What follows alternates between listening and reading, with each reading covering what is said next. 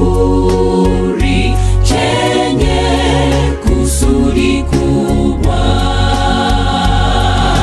kinatupendeza vijana wa kiume pia wa kike.